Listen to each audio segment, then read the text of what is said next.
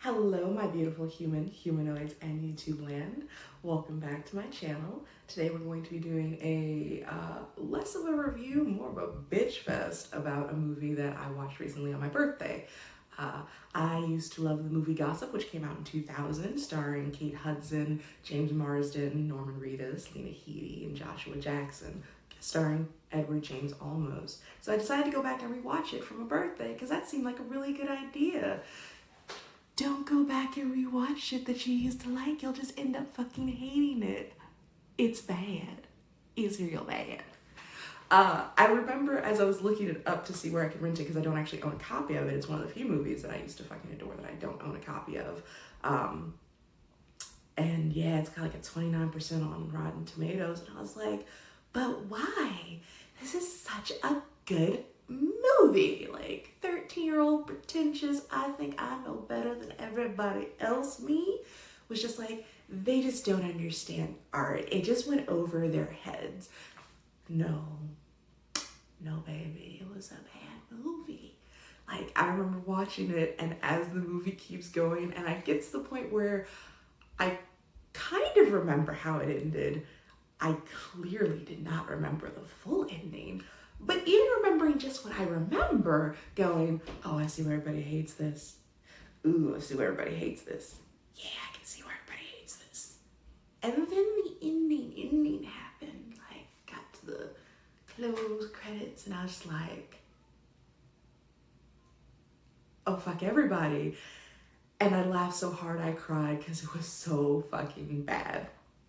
For those of you who haven't seen Gossip, quick trigger warning and spoiler alert, because I'm going to do like a super binge version of what exactly happened and then talk about my fucking feelings. So, spoiler alert, trigger warning for sexual assault, death,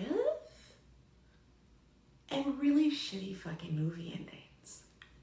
So, basic plot of the movie is that it follows three college kids who decide they're going to start a rumor for their class project, which is in this professor's class who actually films his classes. Hold on to that nugget, it's going to be important a little bit later. About a classmate who is very well known for being all like, I'm saving myself for marriage.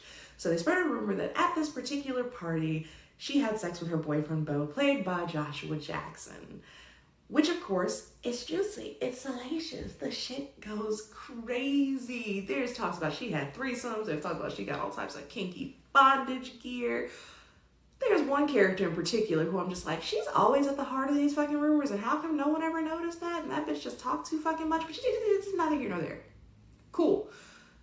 Kate Hudson's character, the girl who the rumors were spread about, hears about this. It's just like, I know I didn't have sex. I know I was drunk and passed out. Accused her boyfriend of rape. So shit gets super crazy. But wait, there's fucking more. So you would think that would be the end of it, and then they would just do the investigation, and that would be all. But no. See, what it turns out is that this young lady actually used to go to high school with one of the main characters, Derek Webb, played by James Marsden, and things didn't go so well for them back in the day. See, because they used to be prom king and queen, despite the fact that when he was approached with it, he pretended like he didn't know who the fuck she was. She accused him of rape. So now we've got a double time outcrier. Now this could go either way. Is it someone who was actually sexually assaulted twice? Is it someone who lies and says things just for the attention? Who fucking knows? Great take on this. Like, it's really good. Really fucking good. Now, while they're tracking their progress, Travis, played by Norman Reedus, the third roommate in this trifecta of people who started this shit. He's an art major. He's creating all these wonderful murals, like giving visual representation to the fucking rumor. Because like there's one great shot of Lena Headey's character Jones, and like she's like talking, and like it's a bunch of pictures of Naomi coming out of her and kind of becoming this giant funnel as if she's speaking her into existence. Like real good shit. Quality stuff. Well, turns out that Jones believes in Naomi. She's like, holy shit, this is fucked up. I can't believe Derek did this to you. We've got to do something about it. But Jones, Naomi wants no parts of her because she's like, you fucking know him. I don't trust you. Now, up until about 3/4 of the way through the movie, I was with it. I was on board. I was able to suspend my disbelief enough to believe that Jones went to this college town, managed to find the yearbook, find out about all that stuff. I totally understood fucking Naomi's response to being like, don't fucking talk to me, constantly hanging up on her. But there's a weird shot where after Jones comes out of seeing Naomi, Travis is hanging outside of her apartment, which is just like, what the fuck is Travis there for? So it kind of sets up this feeling of like, is he obsessed with her? Is he stalking her? What's going on? Because, you know, he's got pictures of her all over his fucking room because of this fucking project or whatever. So the stress of everything causes Naomi to either kill herself or die. We don't know which, because at some point, Derek actually went to visit her. Now, in a case of dramatic irony, we see the scene where he confronts her and he's just like, you know, I was the one who started the rumor about you. I'm a trash bucket. I fucking hate you for what you did. You ruined my reputation. Mind you, he didn't get arrested for when he was accused of raping her back in high school. You ruined my reputation. I had to leave town. My family fucking disowned me, so I decided to get back at you. And then he reveals the truth. And he's like, yeah, it sucks that you got raped by both your boyfriends. Shame you didn't know that both times it was me. And it's just like, what? He fucking confessed? This nigga's fucking crazy. What the fuck? Also, James Marsden played this role fucking perfectly. Like, I don't think he gets nearly enough credit for it. And I will openly admit that I am why we can't have nice things. Because honestly, it's probably the hottest I've ever seen James Marsden. And he definitely gave off some heavy fucking Mark Wahlberg fear vibes. And I love me some Mark Wahlberg from Fear. I know. This is probably why I have really fucked up relationships. Or I had really fucked up relationships. But I accept this. And I'm okay with this. So, she dies. Did Derek murder her? Did she kill herself? Who fucking knows? Now, Edward James Olmos is playing the detective who's investigating this particular case. He says that they're investigating it as a homicide, and Derek is freaking the fuck out. He's trying to get his friends to like cover for him and be like, tell them that I wasn't here, do this, save my ass, to which they're just like, what the fuck? And then he tries to set up Travis. Because he's like, look, he's got all these pictures of her and he's fucking obsessed with her and he drew a picture of a gun, which he did at one point. And we'll talk about that when I talk about my feelings about this movie. So he's trying to set up his people because they got no fucking loyalty. Like, not even a fucking little bit. They're just like, nah, we ain't going. So then, Travis buys a gun. He's like, you fucking accused me of this. You wanted me to take the fucking fall for you. I'm fucking furious at you. They're fighting on the top of the roof of the loft. He tells him to go downstairs. He's forcing him to do it. And he's just like, you know, you fucking killed her. And Derek is like, I didn't fucking kill her. And he's just like, you clearly did. You're going to go to fucking jail for it. And he shouts out, okay, I fucking raped her, but I didn't kill anybody. He admits it to his people. This shit is crazy. And then a TV comes on, and you see him on the screen confessing. It rewinds, you know, for dramatic effect, so that you can understand that we know and that it's now, you know, documented that he has actually raped her. And bum, bum, bum! What the fuck? Naomi wasn't dead at all. She was actually upstairs in the top of the loft somewhere. Actually, that's a little bit weird. I'm guessing she was hiding in, like, maybe Jones's room or something like that. Because she comes downstairs and she's all like, yeah, gotcha, bitch. Right? Cool. So what are we going to do? We're going to take this shit to the fucking cops, right? We're going to take this shit to the fucking cops. We're going to take it to that Edward James Olmos detective guy so that he can get arrested because he just confessed to fucking raping her. And it couldn't have been more than, like, maybe 3-4 years. I'm guessing they were supposed to be, like, 22, 23. Prom is usually when you're about 18. I'm pretty sure for most states that's still in the statutes of limitation, right? Well, no, they're not. Because it turns out it was all an act. See, at some point during the movie, after Jones talked to Naomi and Naomi was like, bitch, you know him, I don't want shit to fucking do with you, Naomi got on board.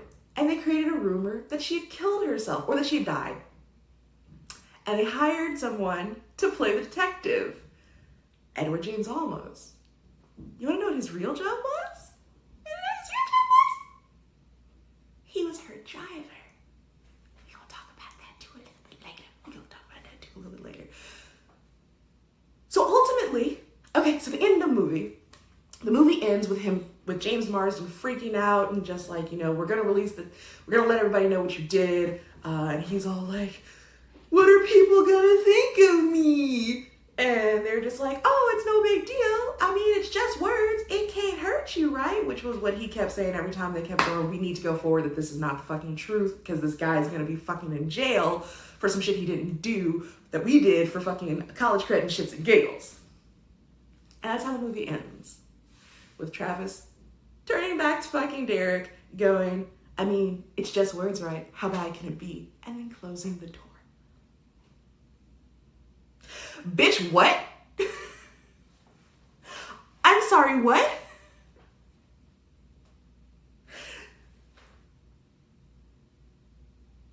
I'm about to cry already thinking about it again. Y'all, you don't understand? Okay. So, the plot was great.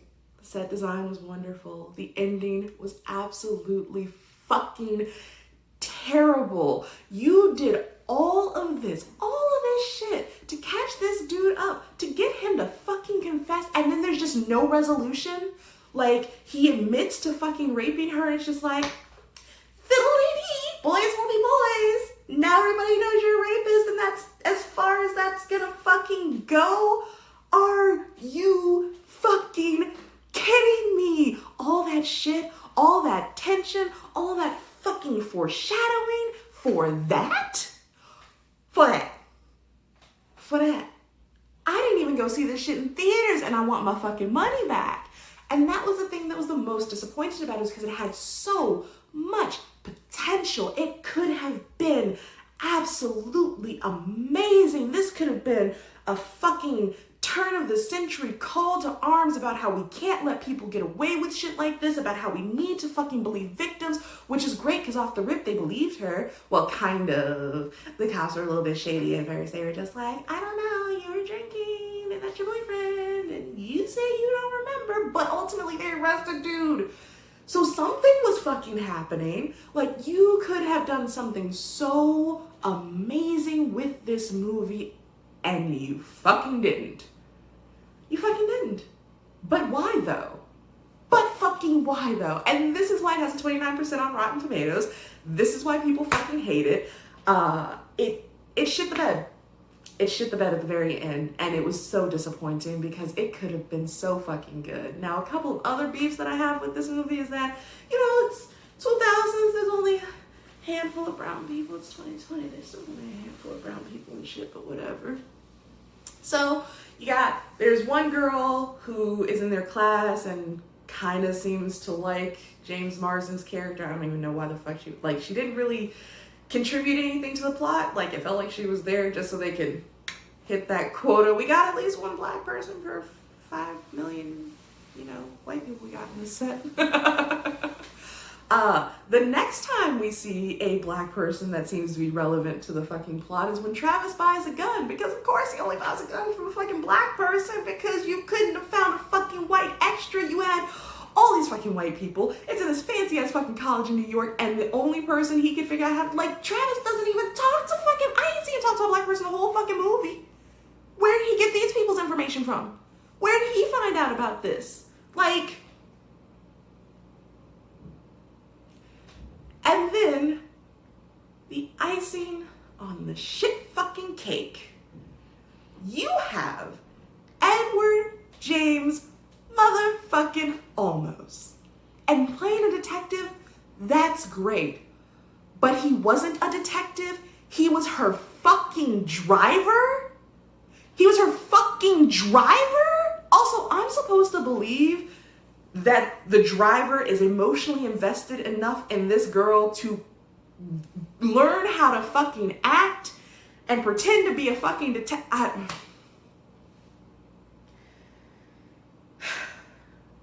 This one was a really hard one for me because I genuinely thought it was such a phenomenal movie. There's a couple times that I go back and watch movies where I'm just I know it's gonna be pretty bad. I used to love The Rage Carrier too.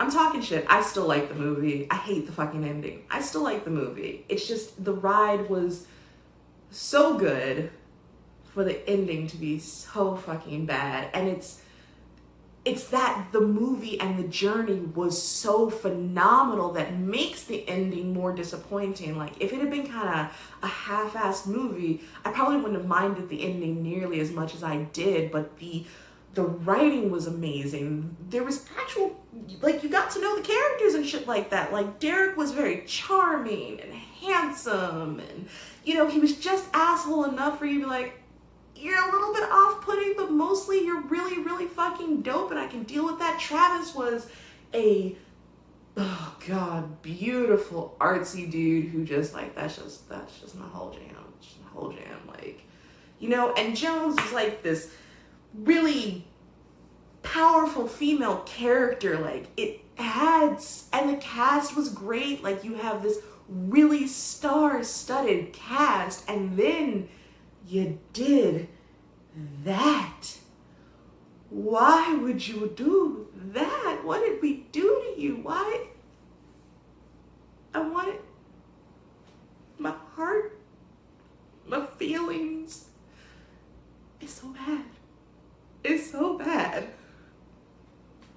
So if you haven't gone to see Gossip yet, I highly recommend it still, even though the ending is absolute fucking rubbish. Like, you might want to punch your TV after watching it, but the ride up until it was really good. The way that they shot things to set the implications and stuff like that was really good, because, like, when I first saw it, I remember being genuinely like, oh my God, is Travis obsessed with her? Oh my God, did this actually happen? Did Bo do this? Because he played a fucking douchebag damn near perfectly, you know? So, like, it was really well done. It made you invest in it. And they didn't do that. And I don't know why. I don't know what I did to deserve that. All I wanted to do was love this movie. That's all I wanted to do. So yeah, Gossip could have been great. Fucking dumpster fire ending. Yeah, I remember as I was watching it and thinking to myself, oh my God, this is why everybody hates this movie. This is why everybody hates this movie, because I couldn't fully remember the actual ending and shit like that, like I said. And I remember I briefly had a thought about how, like, because it seemed like he was going to get justice. It seemed like there was, like, they caught him on tape. They're going to do the thing. And I remember distinctly thinking, man, between this and Date Rape by Sublime, I have an unrealistic expectation of justice for fucking rapists. But then Gossip reminded us. Yeah. So yeah, that was that experience. That was a thing that happened. I suppose the takeaway from this is probably don't go back and watch shit that you used to like, because you probably won't like it anymore. Or if you do go back and watch shit that you used to like and you end up not liking it anymore, make a YouTube video about it and poke fun at it, because, you know, it's the least you can fucking do. But thank you for joining me in this journey of fucking insanity. I did have a lot of fun watching it. One of my favorite things, I sit and talk shit throughout movies the entire time. So that was definitely a lot of fun. Also getting to see it from a different perspective, like from being 13 and a fucking hornball who just wanted to fuck everybody on screen. Look, I was people crazy. I've always been people crazy, and I was like, everybody's so hot. Why is everybody so hot? To a now 32-year-old who has lived life, seen things, done things, and is just like, oh, that's not okay. None of that is okay. None of that is okay. So, you know, it is what it is. If you liked the video, go ahead and give a like down below. If you like me, go ahead and subscribe. Follow me on Instagram. I'm going to pop that link in the fucking bio down below and stuff like that. Turn on your bell for notifications so that you can actually get, you know, notifications when I randomly post videos, because I'm not as consistent as I should be. But maybe that'll change one day. Who knows? But thank you so much for joining me. I do like talking about movies. I'm not so good about describing plots and shit like that. Maybe I should start writing myself scripts and stuff like that. We'll get this together. We're going to learn and grow together, right? It's gonna be you and me. We're in this together. But until next time, be cool, suck less in a not fun way, and I'll see you next time. Bye.